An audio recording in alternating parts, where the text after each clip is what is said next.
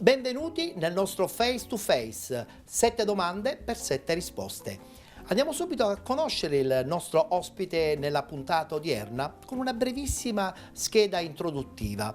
Dirigente per passione e cultura sportiva. Profondo conoscitore delle regole scritte e non scritte. Con noi Giovanni Castronovo. Buonasera.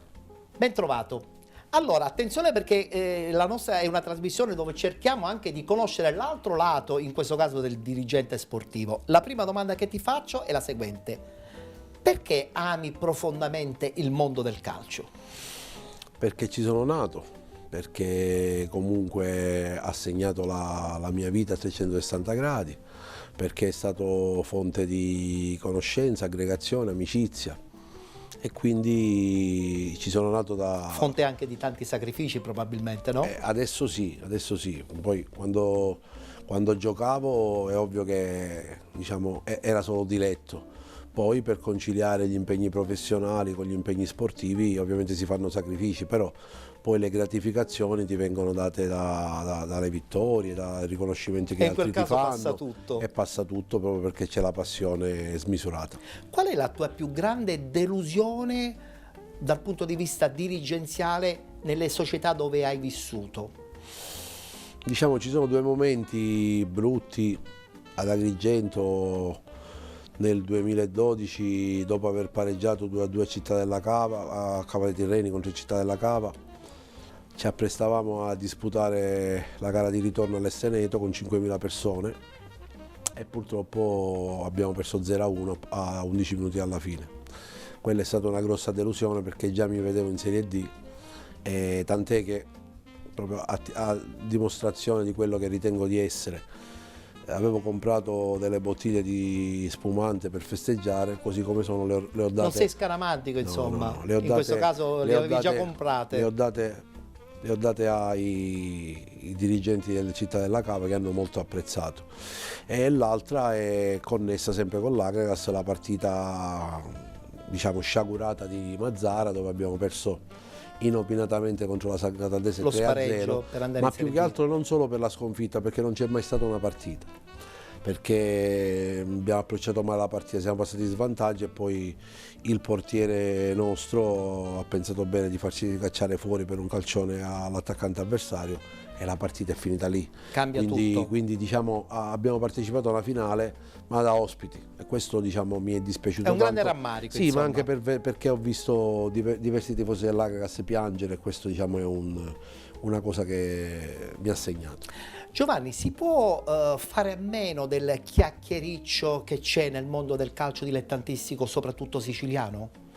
Perché ce n'è tanto, diciamolo pure. Ma il chiacchiericcio è anche in Serie A, in Serie B, in tutte le categorie.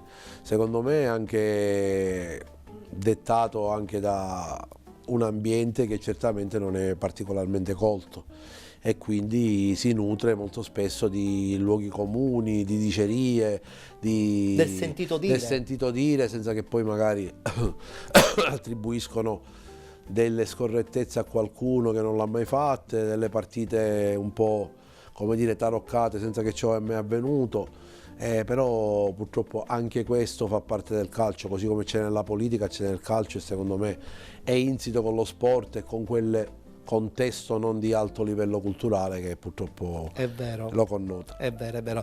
Ma come fai a conciliare famiglia, lavoro, calcio? C'è tempo libero zero.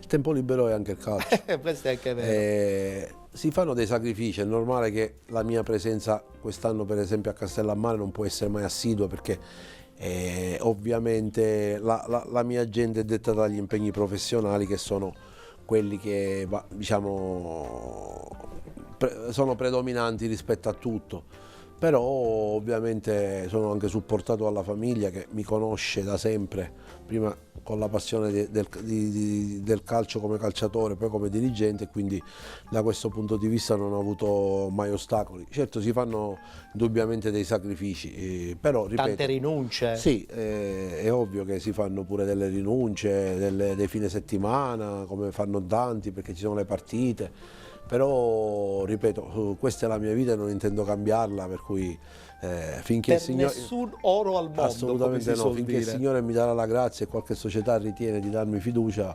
continuerò a svolgere questo compito, anche perché andando avanti con l'età e avendo a che fare con i ragazzi mi mantengo sempre giovane. Giusto, giusto. Ma qual è effettivamente il tuo sogno da dirigente sportivo? Qual è il tuo sogno che ti sei portato da quando hai iniziato ad avere anche questo ruolo? La massima aspirazione sarebbe avere un ruolo importante una delle squadre del cuore, che è il Palermo. Indubbiamente sarebbe quello il coronamento, diciamo, di tanti sacrifici, perché comunque è la squadra per cui ho sempre tifato e quello sarebbe il massimo.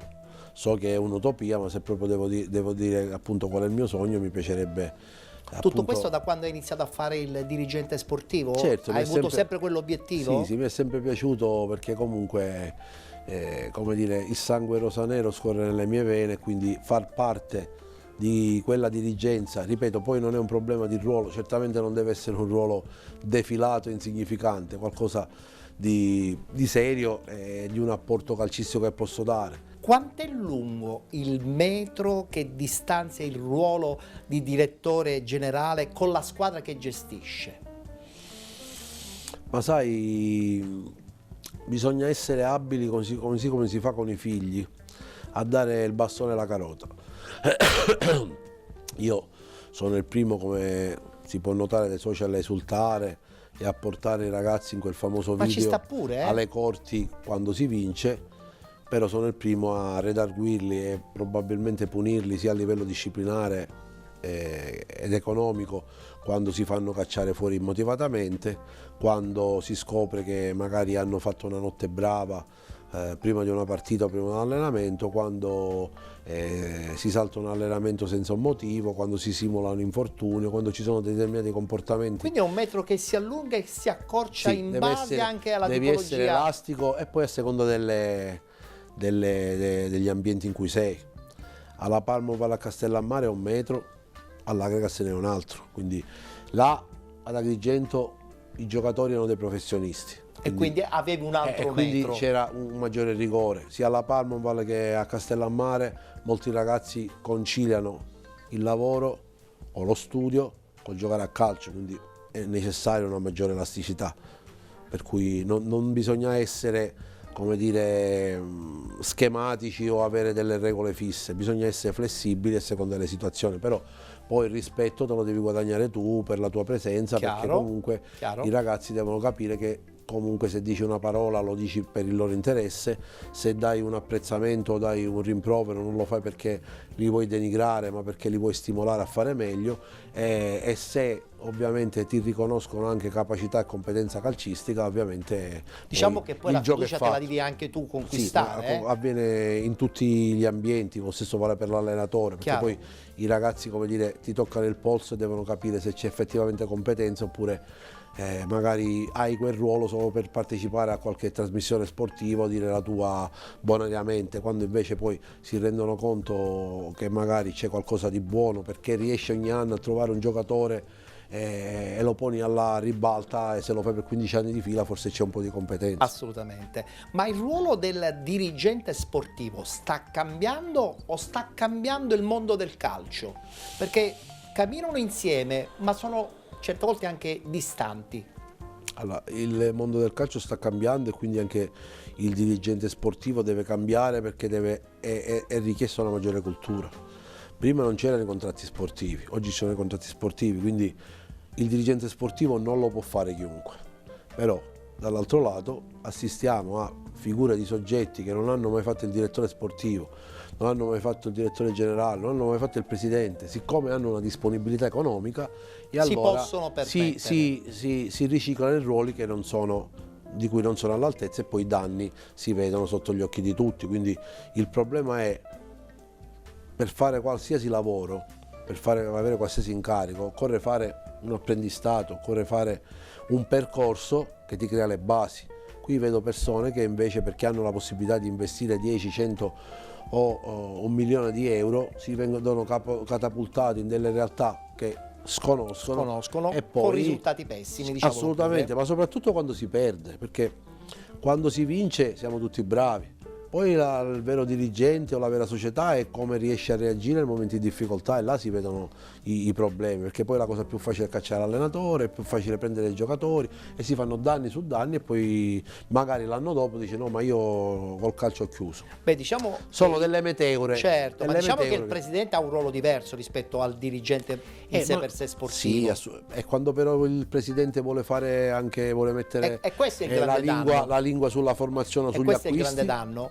E allora lì il dirigente deve avere la Assolutamente, perché qualche capacità. amico gli ha consigliato il giocatore X o il giocatore Sì. Y, ma tu l'hai visto mai giocare? Lo conosci? Sai se è una persona che può stare in questo spogliatoio? La presunzione non va per il calcio. Assolutamente sì. Non va per il calcio. Grazie Giovanni Castronovo per essere stato presente qui a Face to Face. Ti sei raccontato e vedo come al solito con grande libertà di idee. Assolutamente sì, grazie a voi per l'onore che mi avete dato. Noi chiudiamo qui la nostra puntata odierna di Face to Face. Appuntamento alla prossima.